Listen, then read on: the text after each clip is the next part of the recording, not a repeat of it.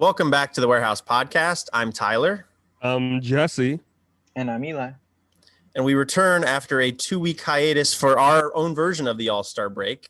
Guys, it's been a while. How are you doing? I'm doing well. I got my All-Star Game T-shirt on, which was totally coincident. Yeah, true, from 2014. My uncle and Eli's uncle too, of course, got it for me and us.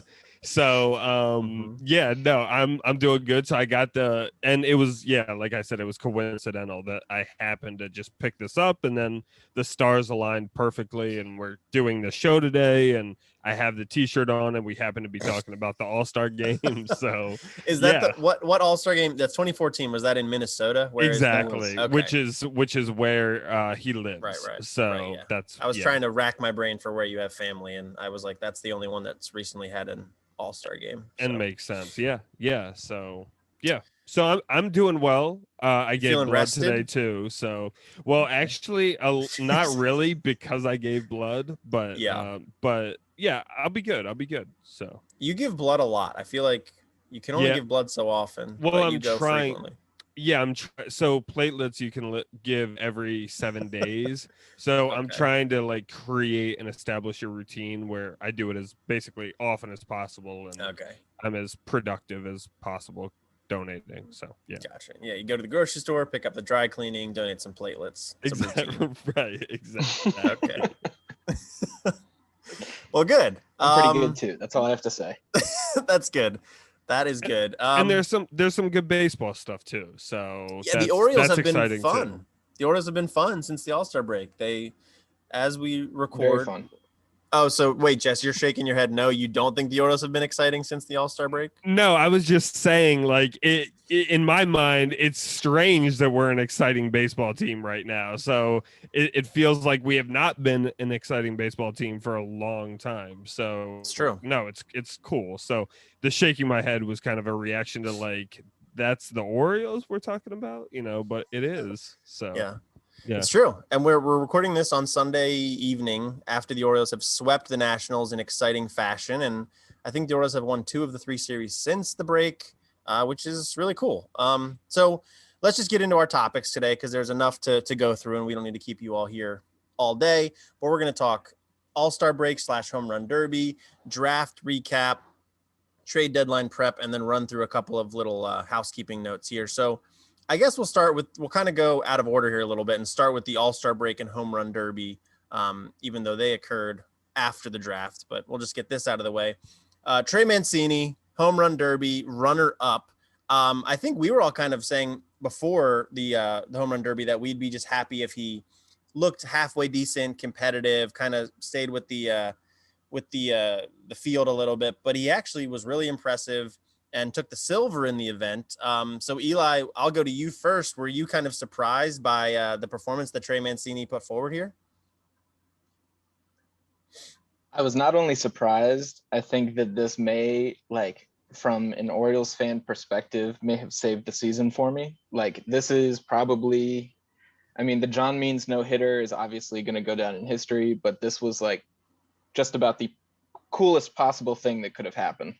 Not only for Trey to come back, be put into the spotlight, get some recognition. We saw Vladdy Guerrero and Cedric during the stand up to cancer moment, both had boom, boom and Trey Mancini written down on their little, I don't know. Placard, I don't even know what to call them. Their little papers, placard. Sure. But yeah, for him to be kind of put in this position and, to hit really well. He got into some and was swinging the bat well. He's got kind of the goofy loopy swing as opposed to, Pete Alonso's perfect power geared. I don't know. There was no way he was going to beat Pete Alonso. That dude was in such a rhythm, and his pitcher was putting the ball on a tee every time. But it was awesome. It was awesome. I was screaming. I was cheering. It was just great. Yeah, it was a really cool event. It like you said, it was nice that Cedric was kind of pumping him up and in between rounds, and then Manny got involved later in the home run derby. That was really cool. But yeah, I mean, it was really exciting. Jess, I don't know. I guess I'll kind of just go to you for your reaction. Were you thinking, because Trey was the first one to hit of the whole event. I don't know if you watched it super close, Jess, but were you expecting him to be able to go all the way to the finals, because he beat I think Matt Olson, who we were all kind of thinking could have been the guy to take down Pete Alonso, and instead Trey took him out in the first round. But were you kind of buying after Trey's first round that he could have done what he went on to do? I mean, after you beat Matt Olson in the first round, I feel like there's a lot of potential for you to go deeper into into the competition. So I definitely think that was a possibility at that point. I mean, the thing for me is I mean, I think what he was doing was extra impressive because he still more or less maintained his sort of line drive swing.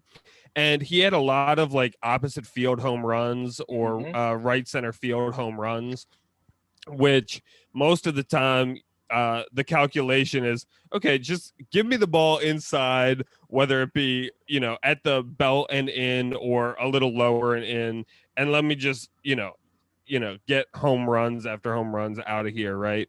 But he hit some that were left that out was the over Trevor the Story plate. approach. Right, exactly. So he hit some the opposite way that were left out over the plate, right? And I think that is impressive. Yeah, and he still has this kind of line drive swing throughout the event, and the ball just bounced off his bat and flew off his bat. So no, I thought it was really cool. It was kind of interesting because kind of how I thought the competition would go for him is like before he took his very first time out, he had like 2 or 3 home runs or something like that.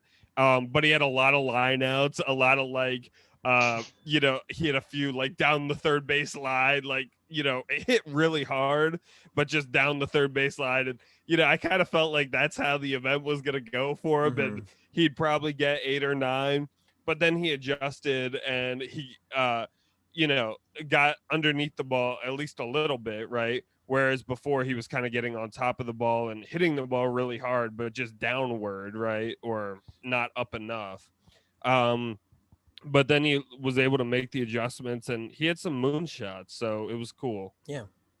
Yeah. No, it was really neat. And I think he gets $500,000 for coming in second. I know Pete Alonso gets $1 million. So it's a cool little incentive, and it makes it a little bit more interesting to watch. I didn't love ESPN's presentation. Like, I know with the format, it's kind of tough to like see the home runs when compared to like the old days of the 10 outs where the players would wait. But I don't know. They could have done it a different way, so we could have actually seen how far the balls were getting hit. You like guys seem to agree. Split screen or something. Well, they did a split screen, but it was still like really tough to see what was going on. I don't know. Right. Yeah. No, I agree. And I kind of something about I don't know how much I like the timer, to be honest. There's something I like about the 10 outs a little bit, but I don't know. I like the timer format, but I agree, the coolest thing about these home runs, and especially in Coors Field, is like, literally one went 520 feet. And the fact that we as the like viewership has no grasp of that, and it's not like displayed on the screen like, hey, this was the longest home run that Statcast has ever tracked, that just happened. Why is that not being broadcast on the screen somewhere? Like, we flipped over to the Statcast version of it a little bit, and they show launch angle and exit velo for each of them, but there's no like running total of where, like, how far each of these have gone, or maybe like a map in the park, a little overlay, and you can see where everything lands. Just something to kind of give you some perspective on how unbelievably far these balls are traveling. Yeah, it gets a little disorienting because I think there are like rules that they're supposed to wait until their previous home run lands or something before they get the next one thrown, but none of them do that. It's all what's that rule actually was not in effect this year. Oh, okay. Interesting. Okay. Yeah. Well, that makes sense. There's an umpire behind home plate who is giving the instruction on when you can throw. Okay. Interesting.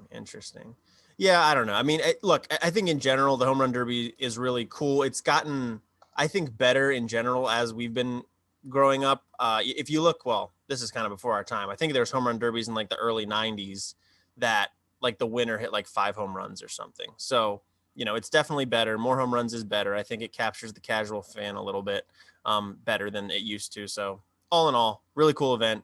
And hopefully Trey is back in it next year. Hopefully he's still wearing an Orioles uniform, but we'll talk about that in a little bit here. Also, to your point, the 500,000, especially for him, isn't nothing because he hasn't hit free agency yet. So that's a substantial amount for him. Yeah, I think Trey makes like $4 million this year, something like that, which is good. Pete Alonso is still like pre-arb, so he was making like 600 grand or something like that. Right. So that's huge for him, the $1 million. Yeah, Pete Alonso. Yeah, in the 2 nights that he's competed in the home run derby and won $2 million, that's more than his entire career earnings. Yeah, that's a problem, but that's a bigger discussion for another day. But I like the incentive. It leads the good players to get involved. I would hope so. It's good. You incentivize doing things if you want people to participate. MLB is making so much money off the event, so yeah. Why should the players not get something for it? Absolutely. All right, let's talk about the All-Star game. There's not a whole hell of a lot to talk about there because Cedric Mullins did start the game. I don't know if we knew that last time we recorded, but Cedric Mullins. Not. Okay, cool. He did end up starting the game, which was justified and deserved, and that was awesome to see him get introduced. A little annoyed he was batting 9th, but I get it. Yes, thank you. I mean, if they had put him first and just moved everybody down in the order 1 slot, I feel like that would have been a perfect lineup. I will say him batting 9th, though, kept him in the game like as long as it possibly could have. I feel like he was in the game a long time, so that was cool. And the other thing is you had the novelty of having Shohei be the starting pitcher and get that leadoff spot. I mean, that's true. That was worth it. Right. And also, like, the All-Star game at the end of the day is just a big marketing thing for MLB. They tried for a while to make it like, worth home field advantage or whatever in the World Series, and that was stupid. So very stupid. Yeah, MLB's totally leaned into the fact that this is marketing, this is fun, this is exhibition to get casual fans in here, and they relaxed the rules to allow Shohei to lead off and be pitcher and then get replaced with a DH. So that was cool, and I liked it. I liked it a lot. But I don't know, Mullins' performance, he went 0 for 2, scored a run, reached on an error technically, although I think it was a hit. Yeah, Eli? Yeah, I mean, that scorekeeper, like, what are you doing? Just what are you doing? I mean, why take something away from somebody in the All-Star game that it doesn't have any bearing whatsoever on the reality of the rest of the world? And right. Cedric Mullins could have had that hit and had a hit in the All-Star game, and it was very borderline. And with his speed, he could have beat it out anyways. Maybe it just doesn't make sense. Like, why take something away from somebody in that situation? I agree with the assessment of the call, but I don't agree with that exactly. I think it should be called according to how it's supposed to be called, and right. I don't think. Well, the pitcher cares. I mean, the pitcher doesn't want the earned run, So that's one thing. I think Eli's saying, like, if it's a borderline, not if it's an egregious error, don't just give hits away or whatever. Right. But like, a play that is not an easy play. You got a fast runner. Like, I don't know. I think the majority. I'm sure there's people that legitimately think it was an error, but I think the vast majority of baseball fans would say, nah, that was a hit. Mm-hmm. But yeah, I mean, I don't really have any other real takeaways from Cedric's performance. I think he did a nice job. I think he had 1 put out in the outfield the whole time he was there. Yep. Which it was Fernando Tatis Jr. So he retired the best player in baseball. So really impressive. And yeah, just cool. It was awesome. He deserved to start. And that's about all I got to say. You guys have any other thoughts? He also, I think it's a bigger deal than you're making it out to be that he scored a run. The AL only won 5-2, so he did really make a big contribution to that. So 20% of the runs. Exactly. Right. Yeah, it was cool, and hopefully it's the first of many to come. Yes. All right. Definitely. We might next year we might have different predictions for who the Orioles All-Star is going to be, Yeah, so we were off. I mean, I think some of us did say Trey Mancini, and although he did not make the All-Star game, he was involved in the festivities. I think some of us said Tanner Scott. That I was said way Tanner off. Scott, yeah. Not quite Um, with that one, yeah. No, but that's all right. Tanner Scott might be gone but from the Orioles before the end of this week. So Right. Anyway, we're going to talk about that in a second. Let's talk draft. This happened. It was kind of cool, although there are definitely mixed opinions on this. I thought it was kind of cool that they packaged the draft into the All-Star game. Maybe they could have put the draft after the All-Star game and made it like a primetime event or something. But anyway, I like the way it was done. The Orioles drafted predictably Colton Cowser in the first round, which we talked about last week. And then they went on to take a bunch of college hitters. And then they went pitchers a little bit later. Their first pitcher was taken in the 5th round, Carlos Tavera, a college senior. But yeah, I mean, I guess let's kind of get our feelings and our feedback on what we thought of the draft, and maybe any guys in particular that you liked or didn't like. Eli, I'll go to you first for sort of just your general thoughts on the Orioles draft. Yeah, I think general thoughts is this aligns pretty strongly with what the Orioles have shown they like to do. They like to take advanced bats. And both like Cowser and Connor Norby, both have a plus hit tool. They both, draw out at bats extremely well. So that made a lot of sense. They clearly later on started to move more towards the power upside guys, the guys with high exit velos. The one guy that I kind of cued in on was this guy, Reed Trimble, we took in our 3rd round. Fangraphs absolutely loved him. We've talked about Eric Longenhagen on this pod before. Always gives good analysis. So I really like Trimble. He's a switch hitter. Definitely has the speed to stay in center field. He's got like a 65 grade run tool. He's got a great arm. They say he gets a little trigger happy throwing guys out, but he's young. We can figure that out. They say he's got a lot of pop, pretty much all fields power from the left side, a little bit of pull side power from the right side. And they say he's just one of the best like speed power combos in the draft. So that was pretty exciting for me. But, the Orioles definitely have shown that they like to take those college hitters and they like to take the advanced bats. And from that point forward, they kind of decide that they can develop the arms into what they need them to be. So like you said, we didn't take our first pitcher until the 5th round. He was actually the only one in the first 10 rounds that we took. We ended up taking 9 overall throughout the 21 picks we had. And yeah, I think that aligns, obviously the Orioles have been developing pitching well. And so that aligns with what Elias and co have been doing the past couple drafts, and they've been drafting good athletes. They've been drafting position players and college hitters largely. Yeah, and I think what's kind of interesting about Trimble is one of them. I think he was technically like a COVID freshman, so he was he would have been an age eligible sophomore, but COVID the season last year, all the players got an additional year of eligibility, so he was technically a freshman. But I think that again kind of plays into sort of what Elias likes too. Is it's sort of like that fine balancing act of experience, age, but still potential. And, getting a college sophomore, these guys that are young and putting up numbers or exit velos or whatever numbers they're putting into their models, I think the Orioles say like, oh, this guy's he's like 8 months younger than a typical player at this point, and he's already doing X, Y, or Z. I find that pretty interesting too. And I think Longenhagen, I'll mention this real quick. He's like the guy that if you kind of want to know how the Orioles front office thinks about young players, he's like the one to read, because it seems like what he thinks lines up with how Mike Elias thinks a lot of the time. Not saying that's always the right way to think about things, but the two of them seem to like similar players. So that's noteworthy. Jess, what about your thoughts on the draft and any players maybe that stood out for you? Right. So yeah, I mean, my general thoughts kind of is with what Eli was saying.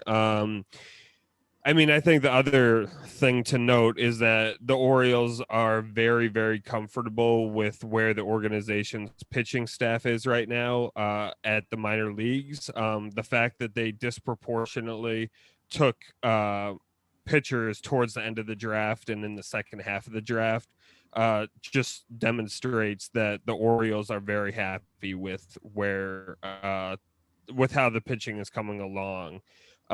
So that's the first takeaway. If the Orioles were concerned or had any hesitation about the ability of the pitching within the organization, they would have drafted more pitchers within the first 10 rounds. And the fact that they didn't, I think, says something about how they feel about the organization and where it's currently at. The second, so I'm the one guy, funny enough, that I am really interested in is Carlos Tavera. And the thing is, if this is the one guy the Orioles were willing to spend a first 10 round draft pick on, I think that they are really intrigued by him and really excited by him. And so that makes me excited because it was a very deliberate choice to not draft many pitchers. And the fact that they had all this availability at that point in the draft, they probably decided ahead of time, okay, we're going to spend one pick or maybe two picks, depending on what things look like in the first 10 rounds on a pitcher, barring certain circumstances. If, Kumar Rocker falls to the 5th round or something, maybe their calculations change. But overall, they probably had a plan that they're going to pick one or two pitchers in the first 10 rounds. And the fact that they chose to do to spend their pick on a pitcher on Tavera, I think that really says something about how the Orioles feel about him. Yeah, and I think on the pitching note, it also is sort of indicative of, I think, what the Orioles think they are able to do with pitching prospects that maybe other organizations are not able to do. I think they think that they can take raw tools that, like a Jack Leiter is more refined than just about any other college pitcher. And I'm sure the Orioles maybe would have taken Jack Leiter if he was there. We'll never know. But I think the Orioles seem to believe that we can take a more raw prospect later, college or not, and we can turn him into the type of pitcher that we believe is productive. They kind of have done that already with some of the trades they've made, especially the trades with the Angels, where they got those 3 guys from the Dylan Bundy deal that have all pitched pretty well this year, but none of them were high draft picks. So, I think that unless the Orioles are totally enamored with a pitching prospect in the upper rounds of the draft, they're probably not going to go that way. They seem to be a pitching development sort of organization. They don't think they need to spend a premium on that type of talent. But that could always change. It does kind of seem like, when you just kind of take a step back, it seems like it's harder to develop a hitter. It's just kind of a rough feel thing, but when you're talking about somebody, within the span of like 0.3 of a second, seeing a pitch, recognizing that pitch, starting to act on it, and getting a bat from A to B in order to hit it. That's just more of a inherent skill, I think, than pitching is. And I don't mean that pitchers aren't talented, obviously, like I was a pitcher, but pitching, you can go and you can refine because it's a motion that is much less reactive, and it's something you plan out, and it's something that I get to decide where I step. I get to decide, the way that I engage my body, whereas hitting is so unbelievably reactive. And the Orioles have talked about being, of the mindset that they're able to develop a swing path as well as anybody in the game. That was something that they've kind of bragged about. Brad Seelek a little bit, the Orioles scouting director. So, part of that's why they look for these guys who put up the max exit velo numbers, because they just kind of have this raw talent, and the Orioles think they can refine. But I think that refining hitters is a more difficult process than refining pitchers. And that's why we shoot for these guys in the higher rounds.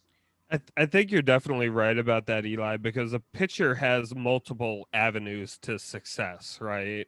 A pitcher can be deceptive. A pitcher can be crafty. A pitcher can have a high velocity. A pitcher can work with their grips and develop new pitches. There's a lot of different ways that a pitcher can try to be successful playing baseball. And obviously there are different swings and stuff like that, but generally there is more or less a prescribed formula, I think, for how hitters are supposed to hit. And some people can do it better than others, and that's about it. But with pitching, obviously there's certain things you can't teach, like 98-mile-an-hour fastballs. But I mean, Mariano Rivera wasn't much before the pitching coach worked with him and he found and discovered his cutter, right? So there's a lot of different opportunity like this, I think, with pitchers that exists that doesn't really exist in that same way for hitters. Well, and I also think it's a byproduct of the evolution of baseball as it's played. I mean, there are very few premium top of the rotation guys that are always going to throw not always, but routinely going to throw 7 innings, be those lockdown guys that are worth paying $20 million. The pitchers are always the guys that bounce up and down a million times. You plug in a 5th starter, you plug in 2 or 3 middle relief pitchers that are always bouncing. For the Orioles, it's that Norfolk shuttle. It's, Travis Lakins was up and down, I feel like 7 times before he got hurt.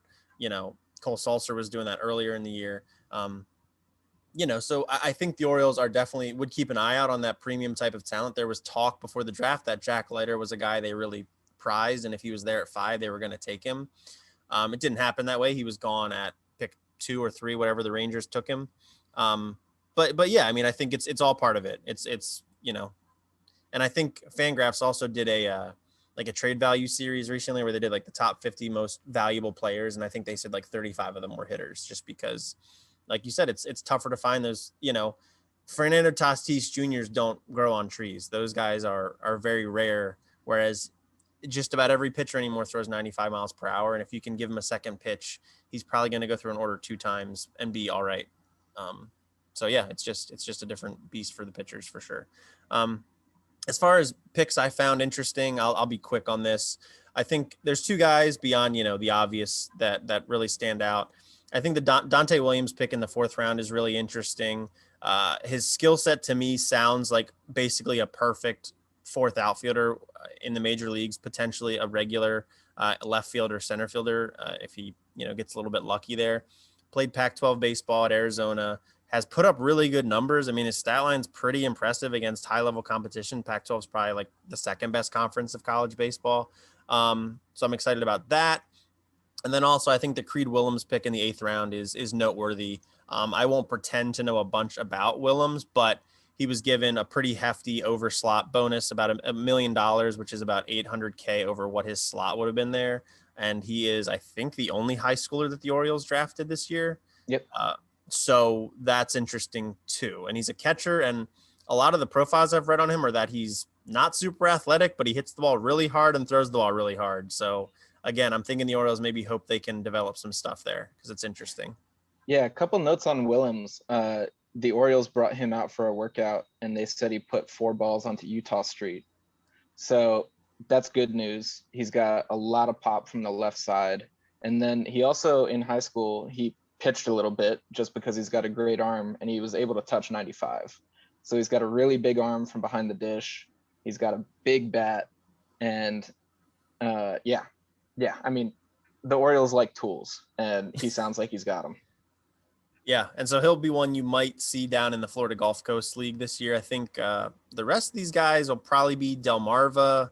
Maybe some of the younger ones might do Florida Gulf Coast too, but it sounds like Cowser will probably be at Delmarva within the next couple weeks or so. Norby too, maybe Trimble or Rhodes. So these guys we're going to get to see them really soon, and that's pretty exciting. So yeah. One more little note: Colton Cowser, for Fangraphs at least, immediately slotted in as the number 88 prospect in baseball. He's Fangraphs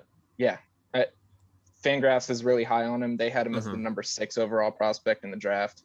We talked about that before, but he already slotted into the top 100 for them. So people like him. Yeah.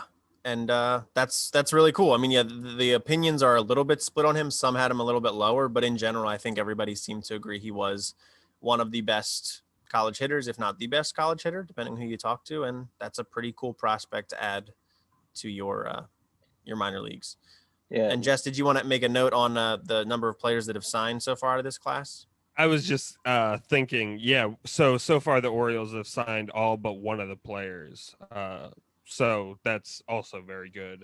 Yeah, and sorry, people talk about the underslot strategy with Cowser, and I guess the thing you should say is it's not always the Orioles being cheap. That's kind of like the mindset around it. But they went over slot for John Rhodes. They went over slot significantly for Creed Willems, and the 21st rounder actually drew 125,000 against the bonus pool as well. So they're using their money is all I'm saying. Yeah, and Cowser, he did sign since we recorded, and that's of note too. He signed for I think about 1.2 million under, which would have been I think like 8th overall money. So which makes sense. And the Orioles are gonna, it looks like, use all their money, so people can chill about that just a little bit. All right, let's talk about trade deadline prep. This year's trade deadline is on the 30th of July because MLB offices are closed on Saturdays and they cannot process trades. That is the actual reason. So the trade deadline is on July 30th this year. Already some trades happening. 2 former Orioles have been dealt. Rich Hill went from the Rays to the Mets. Nelson Cruz went from the Twins to the Mets. Briefly, the Rays had 2 41-year-olds on the team, which was interesting. I'm sorry, from the Twins to the Rays. I apologize. Jesse was about to have a conniption. I could see on the Zoom. I was like, wait, that was wrong. not right. Yeah. I'm sorry. Rich Hill from the Rays to the Mets. Nelson Cruz from the Twins to the Rays. Anyway, the Orioles have not made a move yet, and who knows if they will. It's not totally clear who is available. I would imagine most of the bullpen is available. John Means with his injury stuff has thrown that up in the air. It sounds less likely now. Trey Mancini would be the most obvious position player, and then Freddie Galvez's health situation kind of throws him up into the air. So Jesse, maybe I'll go to you first to kind of get your thoughts here. Do you think, I think the 2 big guys that could potentially go are Means and Mancini. Do you think either or one or both goes? Right. So I was very confident a few months ago that there was not very confident, but I thought there was a very good chance that Mancini would be dealt. At this point, I think it's very unlikely that he will be dealt. The thing is, just the injury came at horrible timing, and yes, he's been activated in time. You talking Means? Yes, I'm sorry. Means. Yeah, okay, did I say Mancini? You did. Oh, wow. Yeah, no. Oh, wow. my gosh. Yeah, right. Let's just start the episode over. Everybody makes mistakes, I guess, on this podcast with names clarify. and teams. And yeah, okay, yeah. So to be clear, I'm talking about Means. But yeah, the injury came at a really bad and inconvenient time for the Orioles, and he's had 2 starts back.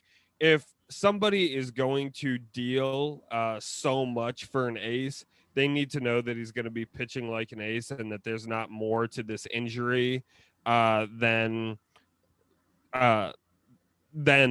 something very trivial, and that they need to know that he would be able to return to his previous self.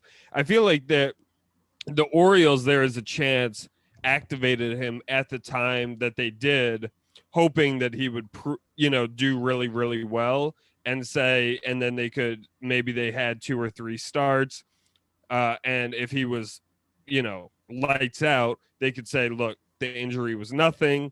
There's no problem. The fact that he's pitched poorly overall and relative to his previous self, I don't think somebody is going to trade enough where the Orioles will be like, okay, we can let go of probably our most valuable, from a business perspective, the Orioles' most valuable asset right now.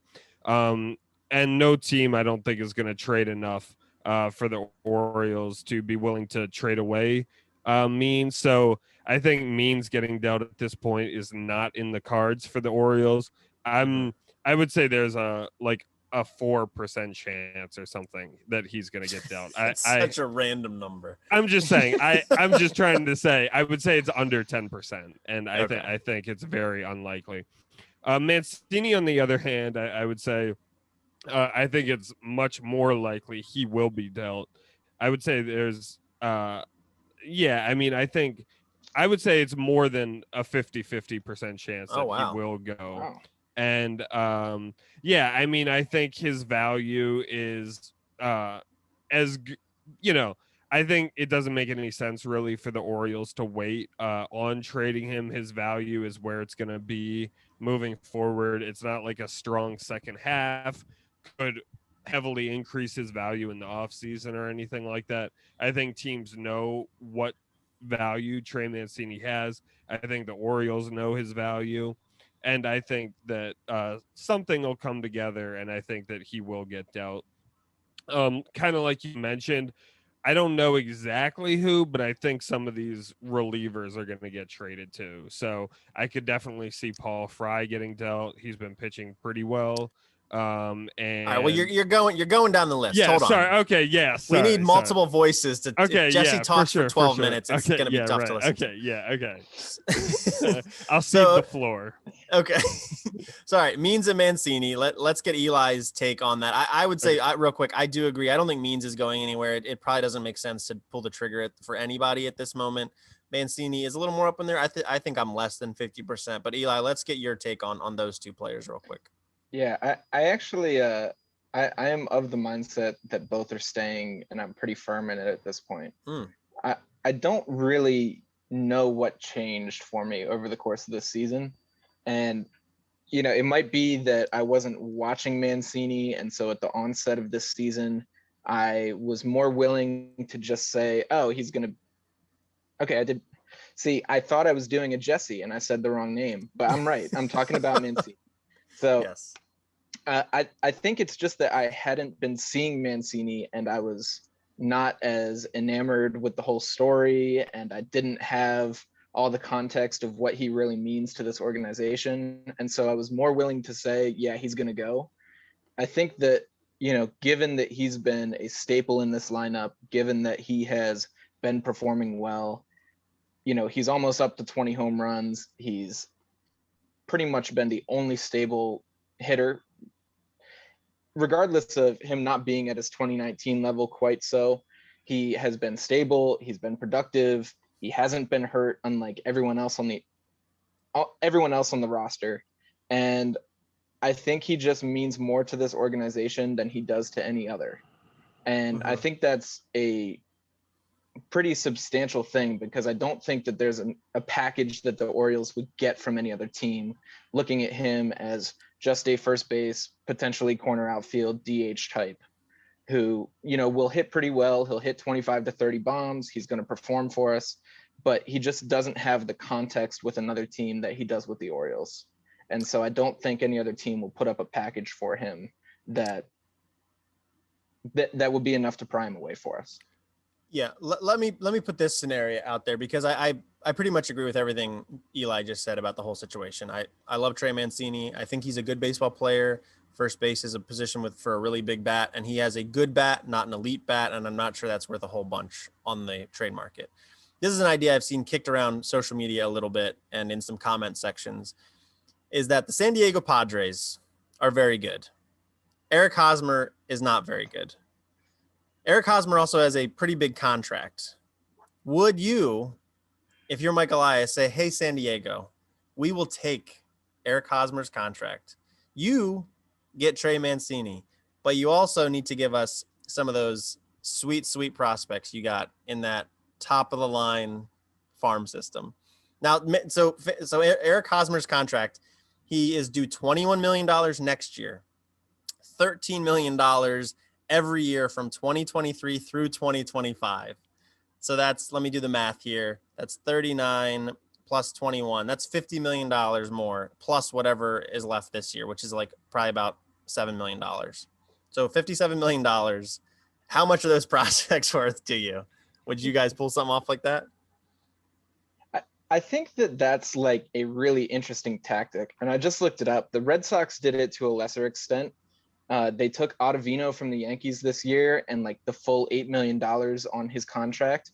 And they also received this guy, Frank Herman, who, is apparently this flamethrower in the minor leagues, can touch 100. So to me, don't get me wrong, I wouldn't do it in this situation because I like Mancini and I don't think Hosmer's worth much. But this is a tactic that I think rebuilding teams underutilized. You can, you have slashed the payroll to such a low point. The Orioles are paying $60 million or something this year. You slashed it to a point where you can take on a big contract, relieve some team, which enables them to go be more competitive, and you can just buy prospects with the contract of another player. Mm-hmm. I think it needs to be done more often, and I'm really glad you brought it up. But that being said, I don't think this is the time to do it. Yeah. Jesse, you don't seem to be into this idea at all. Yeah, no, I mean, I like the general idea. I don't like it in this situation, less with Mancini and more with Hosmer, right? Mm-hmm. It's just such a giant contract, and the Orioles are going to be stuck with him through the period that the Orioles expect to be competitive. So how does that make much sense from the Orioles' perspective? Those prospects, of course, the idea of like paying money like that, to get prospects, indirectly paying money, right? Of course, the Orioles are taking somebody who they're going to be paying, but so it's indirect. But I would agree with that general strategy for the Orioles, but yeah, it just doesn't work in the situation. And that much, the 50 million or whatever it is that Hosmer is owed, I mean, they would have to be some ridiculous prospects. You could come to some Gore. deal. Yeah. I mean, you could also say like, we're not going to take all 50 million, but we'll take like 25. You could do something like that too. Right. Yeah, no, for sure. And they're stuck with half of it or whatever. Right.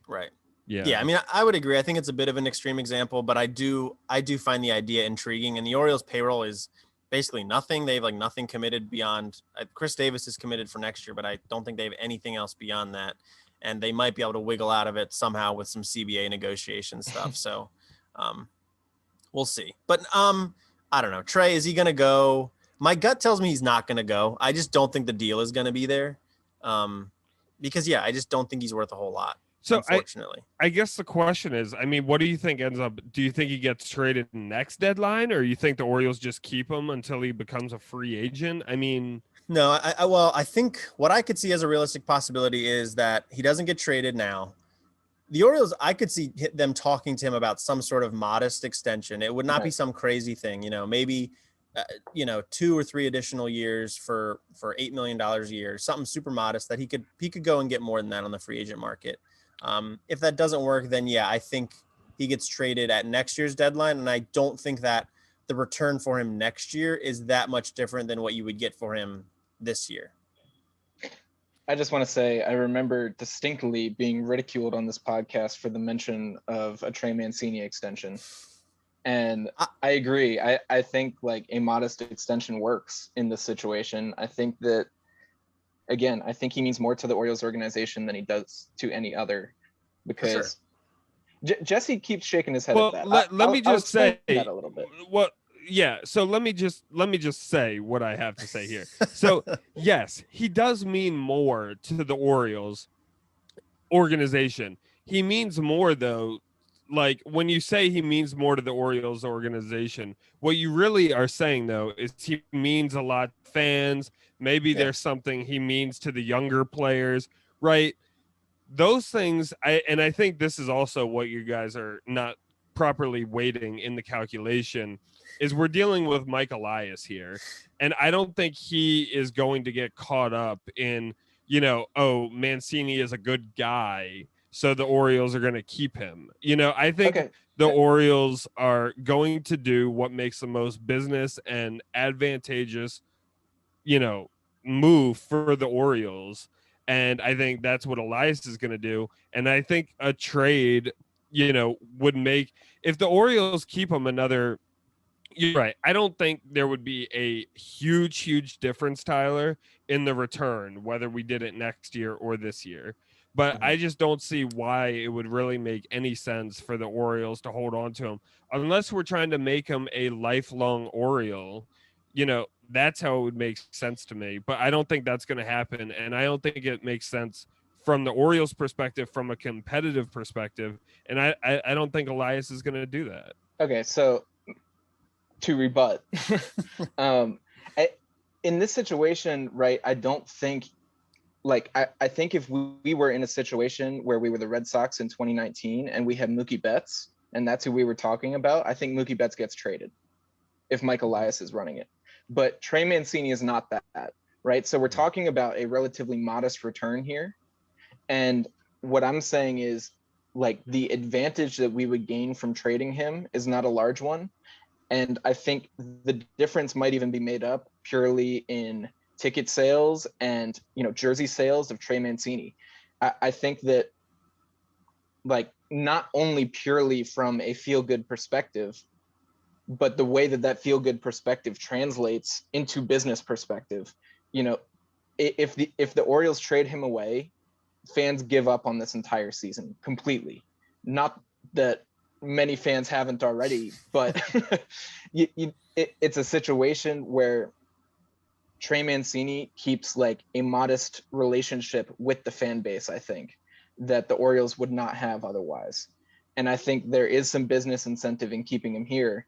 And like you guys have said, I don't think there would be that much of a return for him right now. I think it's as simple as that. And if we're not getting much of a return, then it isn't necessarily the perfect calculated move to trade him away and get something not that great back.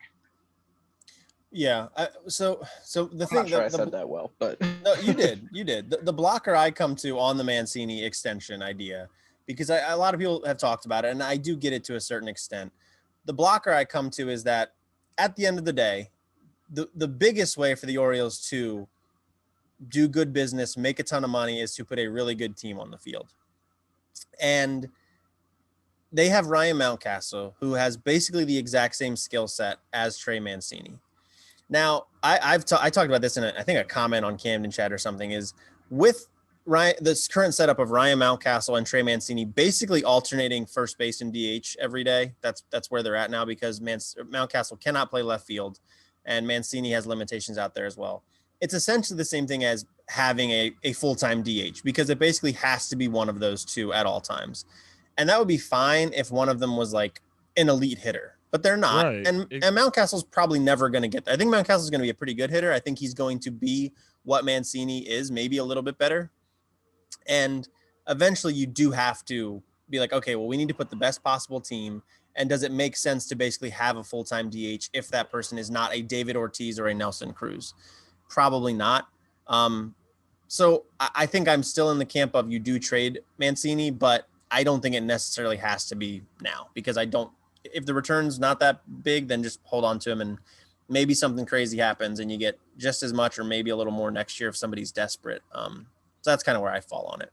And the one thing I'll say about Eli's argument real quick is, although, yes, there probably is some impact on ticket sales and stuff like that, you know, from Mancini not being here and jersey sales or whatever. Also, the Orioles would be offloading his salary for next year. So I think even though there might be something to what you're saying about like ticket sales and having him here for that stuff, I think you're giving it way too much credit. I don't think many Oriole fans watching the Orioles right now are going to turn it off if Mancini goes. I just don't think that would really happen, and not in a big enough way to really impact the calculation from Elias's part. So, okay. Yeah, so we'll see. There have been no murmurs just yet, but also I feel like none of the trades have really had murmurs. They've just happened. As we were recording, Adam Frazier just got traded from the Pirates to the Padres. So I was going to bring that up. Why on earth do the Padres need another infielder? I assume Cronenworth's going to play first base now. I don't He already know. has been, because they've got Ha-Sung Kim, they've got Tatis, and they've got Machado. Yeah, and then they've already kicked Jurickson Profar out to center field. Trey Mancini's not going there. Trey Mancini's not going. Like, what? I mean, like, the Padres are just like, dude, you're really good. Come play here. We'll figure it out later. Yeah, and pretty much. It's not like Frazier is the most like versatile infielder either. So no, and I mean, he can play some outfield. Yeah, mm-hmm. Yeah. But he's the NL hits leader, so I guess that's all you need to know. And he's signed. Well, he's under control through next year too, so they get an extra year. All All right, let's talk a little bit more relievers. Jesse, you were starting to give us your take here. I guess we'll just be kind of quick with this because we spent a little while on Trey there. Do you think, we have Paul Fry, Tanner Scott, and Cole Salser written here on our outline, but, this kind of extends to the whole bullpen. Do you think any of the relievers are going to get moved? I think some of the relievers will get moved. I don't know which ones, but I think it's almost certain that one or two of them will. Yeah. I mean, these three we have listed here are prime candidates.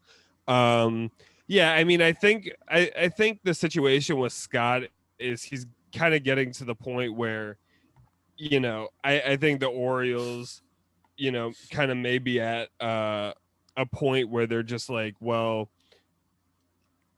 he's pretty good, but I don't know how much more we can cultivate out of this out of his arm, basically. Mm-hmm.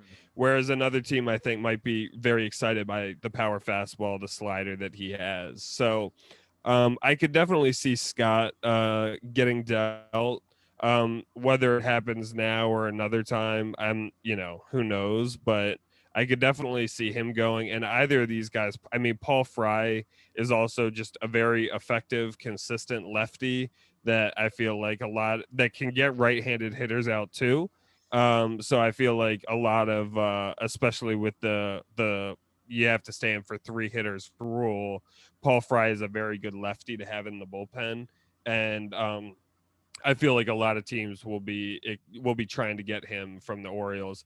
And I don't really know. I don't see any big reason the Orioles are going to try to hold on to him for dear life. So I feel like there's a very good chance that he gets dealt. And yeah, I mean, but I think a lot of these other bullpen pieces are available too. I mean, we could even go into Tate, I think is a possibility. I mean, I like him a lot, but I could definitely see another team, and especially with him pitching a little better recently and stuff. So I think there's a lot of possibilities. I think basically the entire bullpen is available. Yeah. It's just what happens to come together. But I think some of these middle relievers most likely are going to go. Okay. Eli, do you have like any one of those relievers in particular that maybe you think, yeah, like this guy's going to go?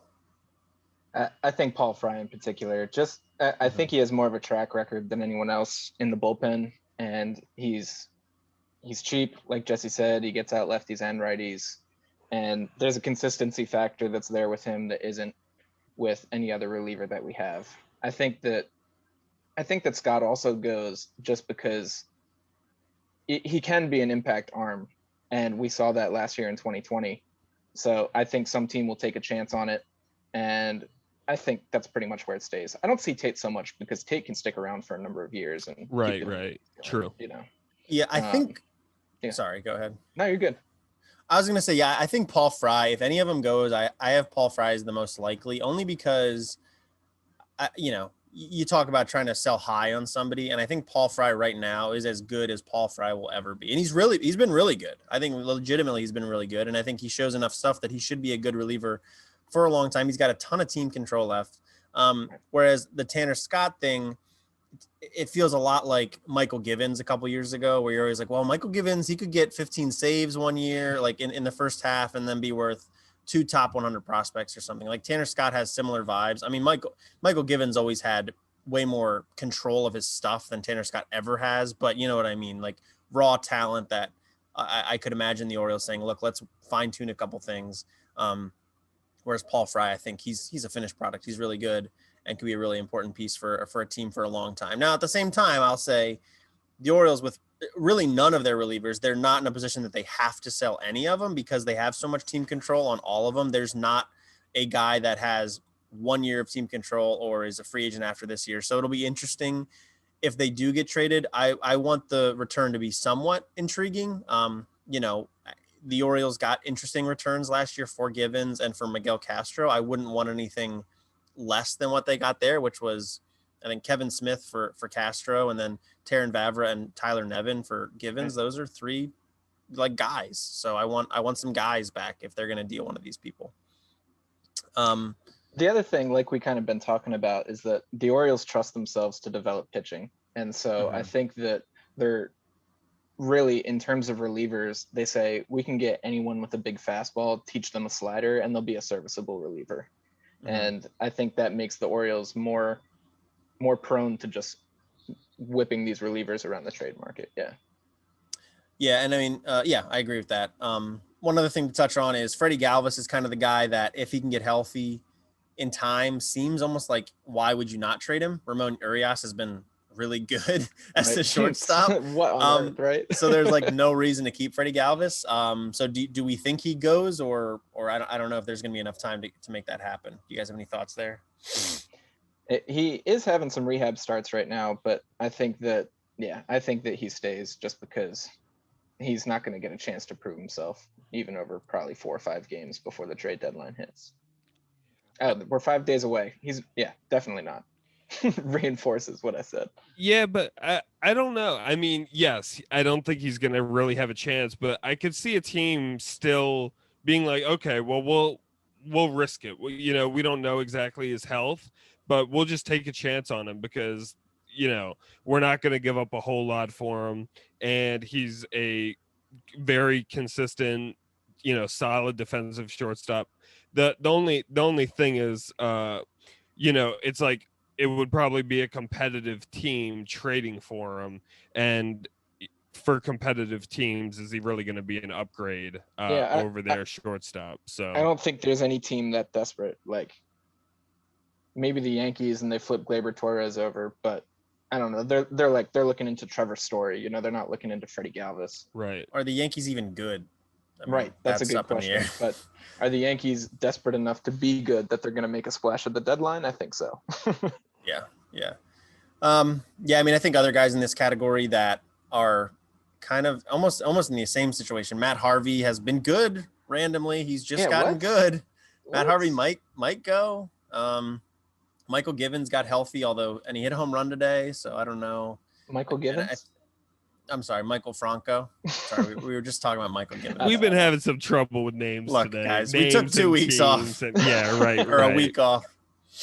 Yeah. It was difficult. But I don't know. Michael Franco could go. But again, these are all guys that are going to be – you're going to get back cash considerations, or you're going to get a 19-year-old that you won't see for 10 years and is probably not all that good anyway. So, I think if you want to get back something interesting, it's going to be Trey Mancini, Paul Fry, Tanner Scott. I think those are the big 3 to keep an eye on here this next 5 days. Right. All right, let's do a little housekeeping. Well, not really housekeeping. We just got a couple other notes real quick that we don't have a ton to get deep into, but we want to mention it. First off, a huge shout out to the first all-woman broadcast team in Major League Baseball history. They covered the Orioles-Rays game on Tuesday night. It was broadcast on YouTube, which is the only part of it that's a little disappointing. I wish it had been on MLB Network, but it's cool that it happened.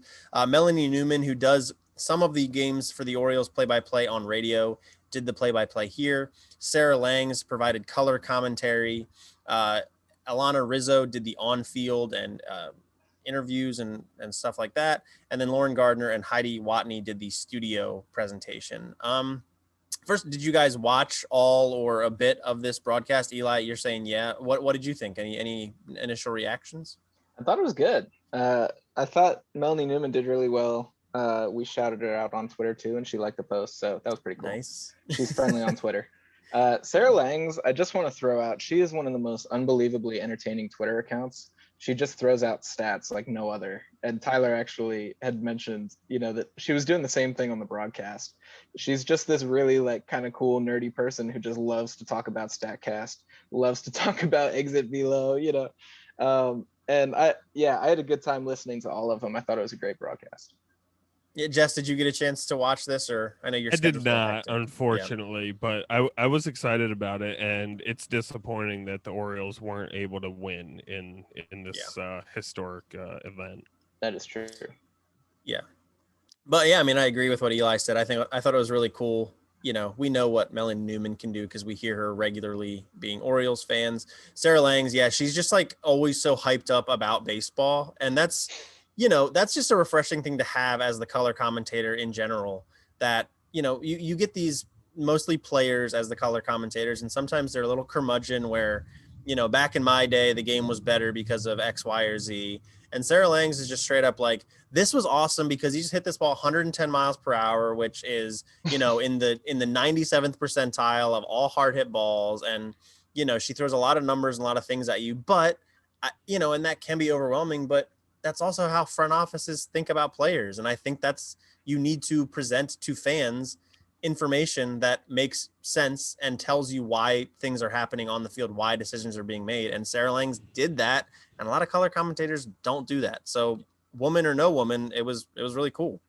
You're also kind of, I think, saying that she's not desensitized to kind of the amazingness of what's happening on the field, like maybe some former players are. Yeah. Jim Palmer. What?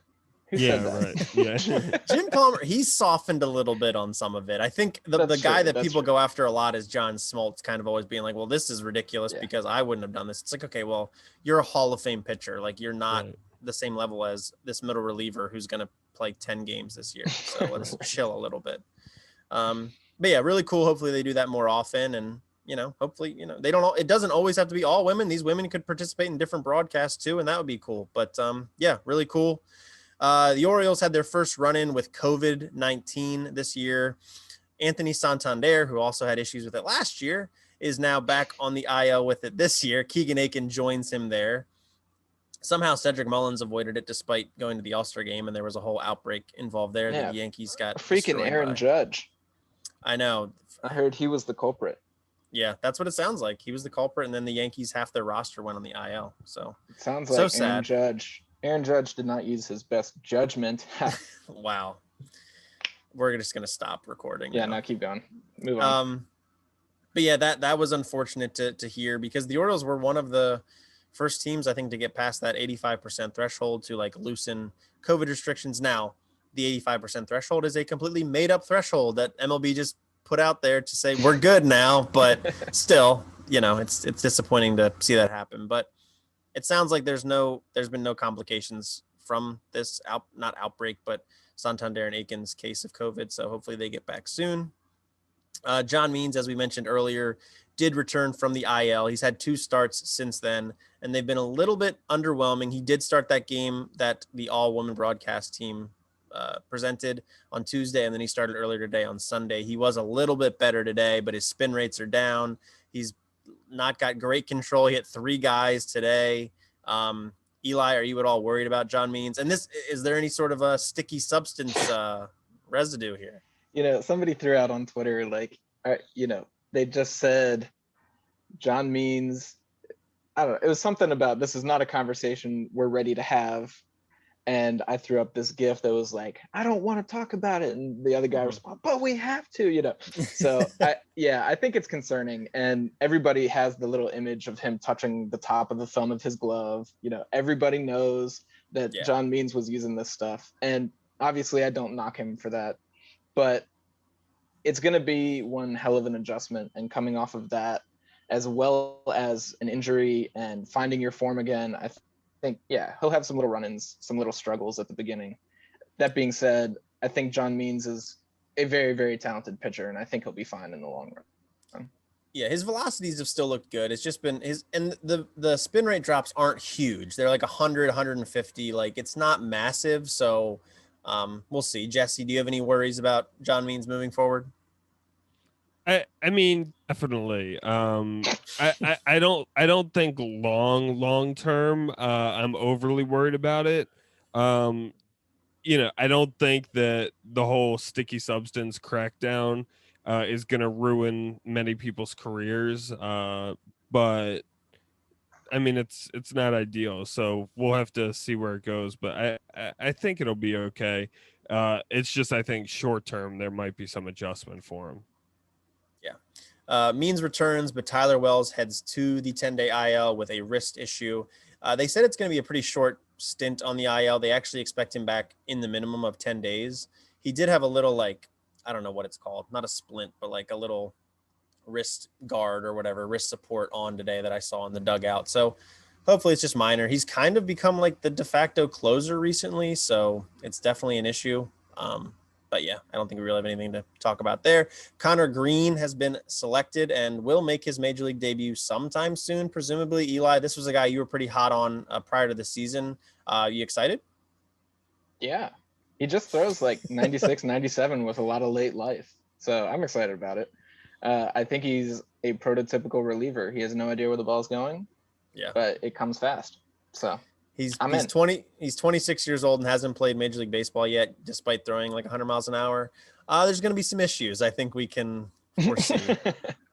The thing is, if he doesn't know where the ball is going, hitters don't know where the ball is going either. So Right. that's Effectively good. wild. They can't sit out over the plate expecting something outside. So Absolutely. More IL news. Michael Franco returns from the IL, which I'm not super excited about, but somebody's got to.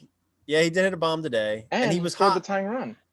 He did. Well, he had a hustle. He got from first to third, showing off some wheels on that Ryan McKenna single. Pretty impressive. Right. I gotta say, Tyler, it is really strange because before the season you were pretty big on Franco. Like you were like not big on him, but you were like, this would be a good signing for the Orioles. This would make sense. That I'm sorry, yeah, I shouldn't say you were like, yeah. But you were kind of like thought it would be a good idea for the Orioles, and like ever since like I don't know, maybe the second month of the season, you've been like, Michael Franco. Well, what I'll say is, okay, first of all, compared to Rio Ruiz, I was excited about Michael Franco. Second of all, I also remember texting you guys at some point being like, before the season started, saying I could see Michael Franco falling apart and like being released in May. And now he wasn't released, but he was like, he had an OPS of like 500 something. So for a third baseman, that's not super good. And then third of all is those two things are not necessarily incongruent. Right. Tyler can both be excited about the signing and disappointed when it doesn't work. Yes. Yeah, I think it's even an overstatement to say he was excited, but I think he thought it made sense at least, Well, you know what? I was think going off your words, Jesse. On its face, I think it did make sense. Like they did need an upgrade at third base, and Michael Franco was what was there. But yeah, he was 6% better than league average last year as a hitter. Right. Yeah, so he had a good hitting season. He hit the ball well, so it made sense. Yep. Also, Matt Harvey has made 2 pretty good starts. He hasn't allowed a run in his last 2 starts, and I think he went 6 innings in both of them. Matt Harvey trade chip back on. I meant to say this, when you mentioned him a few minutes ago.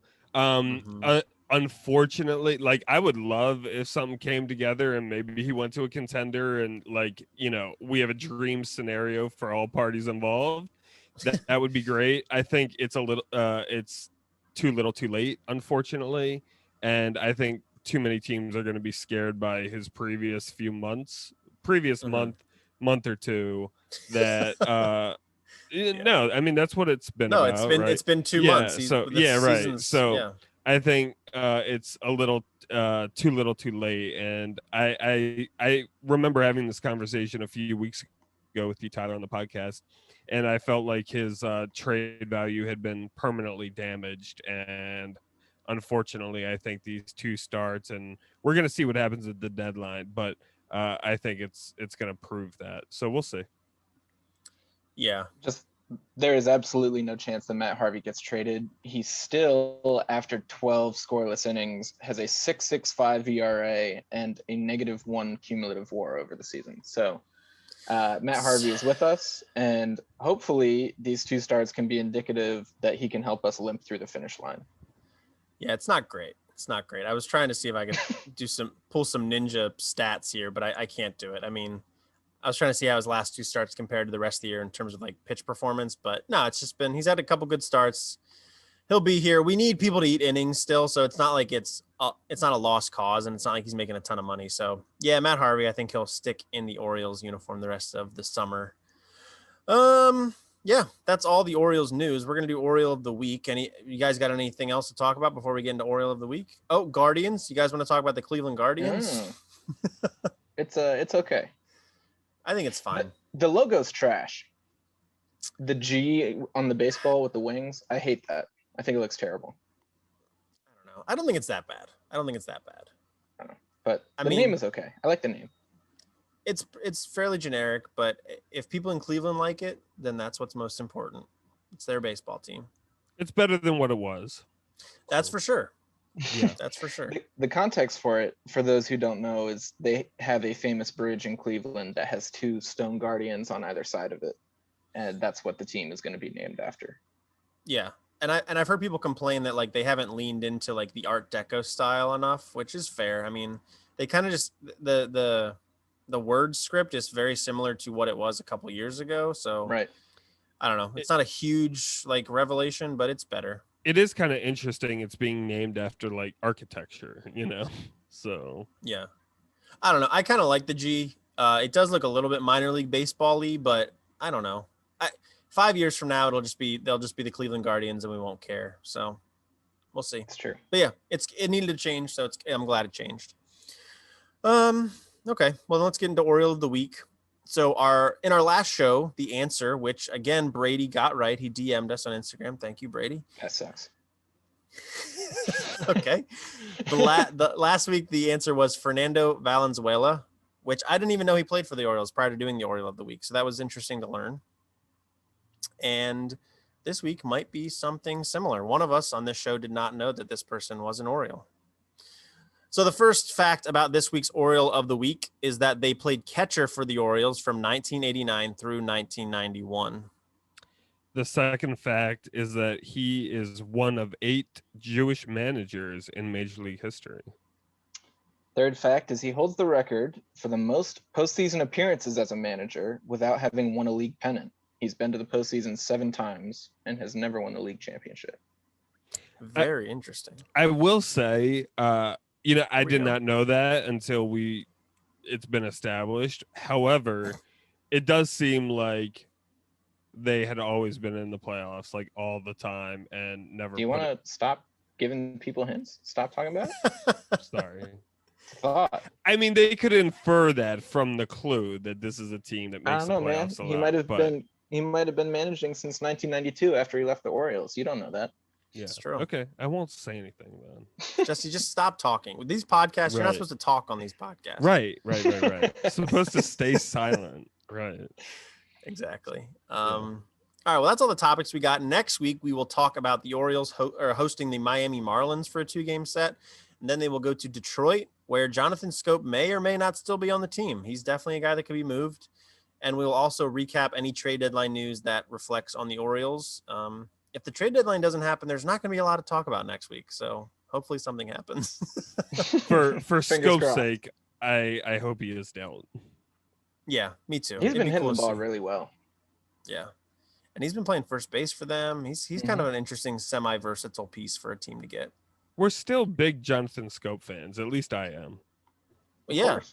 Yeah. I love Jonathan Scope. No Right. reason to not like Jonathan Scope. He Always, and Right. always Manny, smiling. Manny were the best dynamic duo in Baltimore, I think, maybe in our lifetime. Maybe the Padres will trade for him. Just get another outfielder, Right. another second baseman. Just do Right. it. Yeah. Go all in. Right. Yeah. Okay. So that'll be next week's show. What you guys can do to support the show is subscribe to us on your various podcast applications, Spotify, Apple Podcasts, wherever you get your podcasts. You can follow us on Twitter, Facebook, and Instagram at The Warehouse Pod. You can also email us, thewarehousepod@gmail.com. Jesse, where can people follow you individually on social media? Yeah, people can follow me on Instagram and on Twitter at Juggernaut8678. And right before the show, I actually did a show related Instagram post. So that Yes, was new. Of an Instagram post from, I think, about 2 months ago, but that was cool. Huh? No. What? No, What? I'm sorry. Like right before the show, maybe you didn't see it yet, but I like made a story. Oh, I And- didn't see and, that like, part. Yeah. Don't worry about it. Yeah. So After you posted a picture of yourself with a bandage around your arm. Perfect. yeah, right. Yeah. Well, Tyler, come We're on. donating those platelets, baby. With That's what's with up. no context. Well, I mentioned it after on the next Oh, okay. half. Yeah. So I'm learning, Tyler. I'm learning. Okay. All right. So the podcast picture is then sandwiched by platelet stories. I don't know what I did. I tried something. I don't know what happened. Okay. And then you reposted your story to our story. That's good. Correct. Okay. Now Exactly. I'm not even aware of what our social media is doing some days, but that's okay. It's fun. Okay. Yeah. So Okay, follow Jesse. Eli, where can I'm people told follow- we're doing really well on it. I'm told we're doing really well on it. But, All right, I'm yeah. on Twitter at Elijah Ginsburg, and every once in a while I pop over to at the Warehouse Pod. That's true. Eli is the most frequent tweeter from our account. That is for sure. And I'm on Instagram and Twitter at _Ty Young and over at CamdenChat.com. And I think that's about all we got, boys. Yeah. Thank you all for listening. Until next time, this has been the Warehouse Podcast. I'm Tyler. I'm Jesse. And I'm Eli. Let's go O's.